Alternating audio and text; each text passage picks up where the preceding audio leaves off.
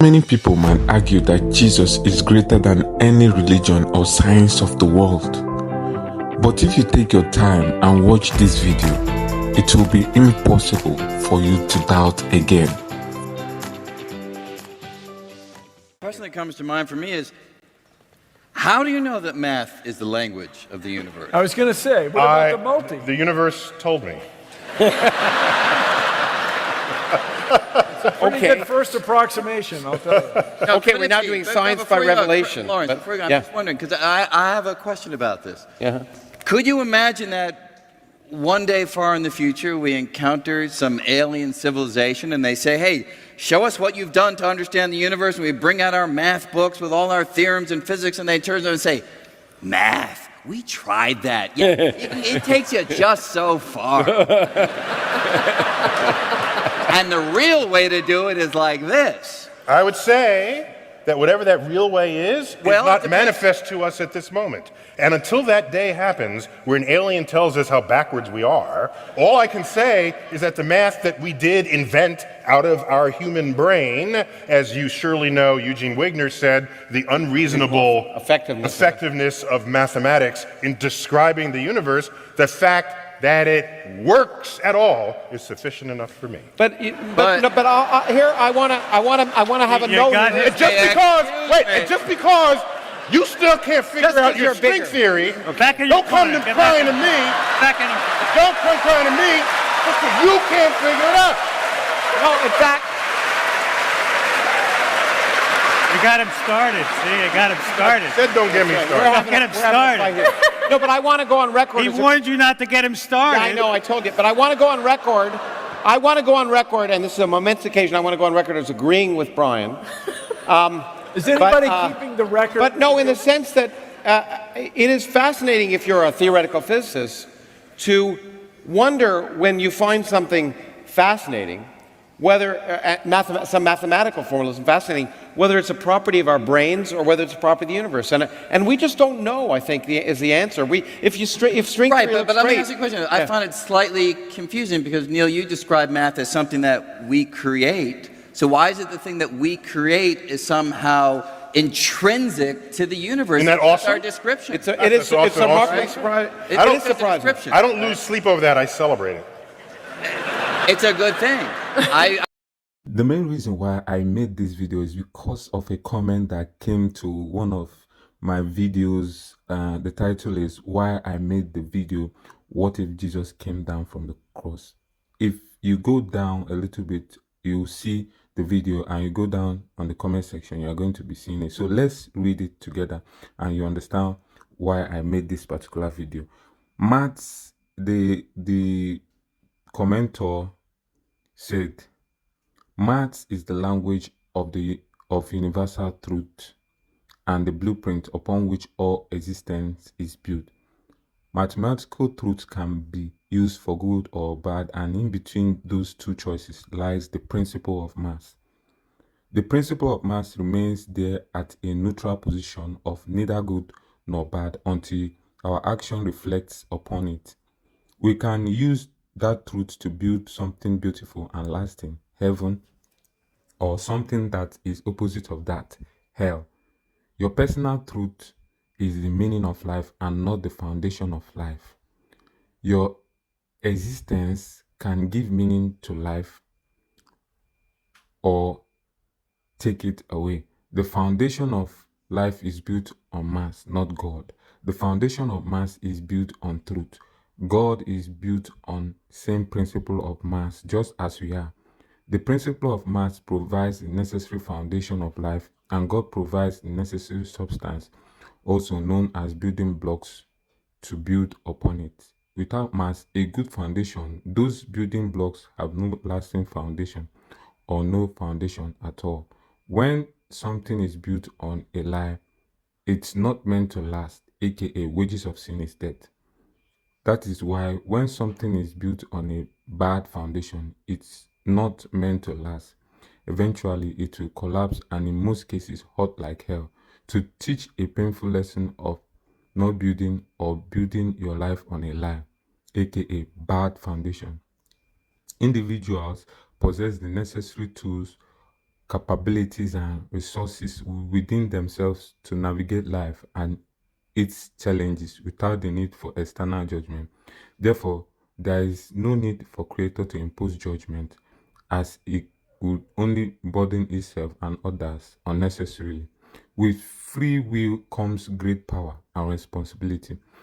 I won't continue reading the text because it's very long and it's going to make this video unnecessarily long. So I'm going to be recommending anyone that wants to see the complete write-up to go over to my video that I will show in the link above. So from that comment that you just watched, that is in part of our video, you can discover the reason why I made this video. I made it for the sake of my viewer and also for anyone that cares to listen. Maths theory, like in the first video that I watched, they are arguing about mathematics being the fundamental truth of the universe. Of course, to an extent, maths is a truth. But in this our discussion today, the observer, anyone that is looking at me, should also know that there are levels of truth. There are levels to this thing called truth. That is the thing that the whole world failed to understand. Something can be true in a particular condition, but will not be true as the condition expands. For instance, it is true that maybe, perhaps as I'm here, it might be like the time in the clock might be 2 o'clock, 2 p.m. in the particular geography where I'm found. But is it 2 p.m. all over the globe? It is not. There are different levels to truth. But the main thing that I am looking for, the main thing that I think anyone should be talking about is the superior truth, the supreme truth. Now, the reason why I will say that mass is to an extent true is in things concerning the physical world, the physical universe. What you can see, what our eye can see. Now, even in the laws of physics and in studying physics, because physics is something that is related with mathematics, or physics is maths. So in the law of physics, you discover that 1, 2, 3, 4, 5, 6 counting numbers is obtainable, is truth of reality. But even in numbers, for instance, maths is all about numbers. Even in numbers, as in mathematics, you discover that the smallest number cannot be fortuned. Like the smallest number. Some people will think that 0 is the smallest number. 0 means possibility. 0 means possibility. 1 means that something is tangible, is possible. But do you know that between the numbers 0 and 1, there are infinite chances, there are infinite number, there is immeasurable number. Because if you begin to augment some kind of numbers, mathematics has a lot of numbers. That is, I've forgotten the theorem about numbers, but there are some numbers, unrealistic numbers in mathematics, that between 0 and 1, there are infinite numbers. There are infinite numbers that can come up and overwhelm any mathematician. So now, again, for those that are claiming that math is the supreme truth, how can one measure infinity? Do you know that there's a number you get to in terms of ordinary counting, you lose track, you lose your mind just with counting? Because you may be able to say, math is very simple if you only understand it on the framework of zeros and 1 and 2 and 3. But as you keep on proceeding, you begin to discover the math problem. The math problem means that numbers cannot be able to count infinity. There is no number that you can use to represent infinity. So in matters that are dealing with infinity, infinite possibility, you can't use numbers. Numbers will fail you. Numbers will fail. In our first video that I showed, a group of scientists, they were discussing about how tangible maths is, and one of them was asking the other guy a question. He was asking him what will happen if an alien comes and he shows him maths as the universal truth factor. If an alien of high intelligence comes to the earth, for instance, that alien is going to see people on earth as just species trying to number infinity. I know if you want to number infinity, you are very dumb. In fact, mathematics is like a game of people trying to like number something that cannot be numbered. For instance, the years that we number, the years that we are, like our calendar 2024, 2025, like these current years that we are numbering now, it cannot be numbered because we are just trying to look at how many times the earth goes around the sun. And you know, the earth will keep on going around the sun till even we lose track. It's just like human beings are trying to keep track of infinity, which is literally impossible because the concept of number is going to be highly overwhelmed. We are already seeing it as a fact. Again, in laws of physics, you discover that there is this thing called dark energy. For instance, let me give you an instance. There was a documentary, or I at least I wouldn't say I know too much about physics, but to the level I know now, I saw a research that is talking about the fact that all the things that we know about, including visible light, it makes up a very little percentage of the cosmos, of the physical universe. So everything that we made, I think the number there was like 4%. So everything that can be known is just 4%. All the physical things you are seeing is just 4% of what we know. So the rest cannot be known. Like the rest are termed dark energy.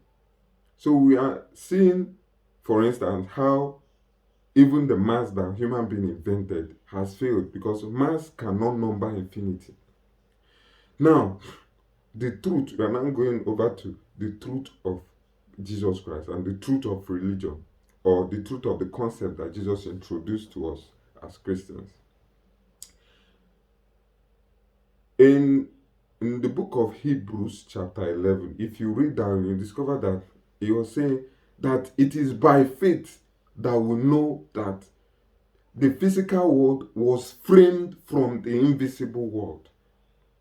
That means every man you must have to walk by faith. Faith means you must believe. You must believe in something, because you cannot tell me that you know before you believe. Even scientists don't know before they believe. They believe before they start researching. Because you cannot tell me that you want to research on something without somehow believing that there could be possibility of this or that. That's an example. So you must believe.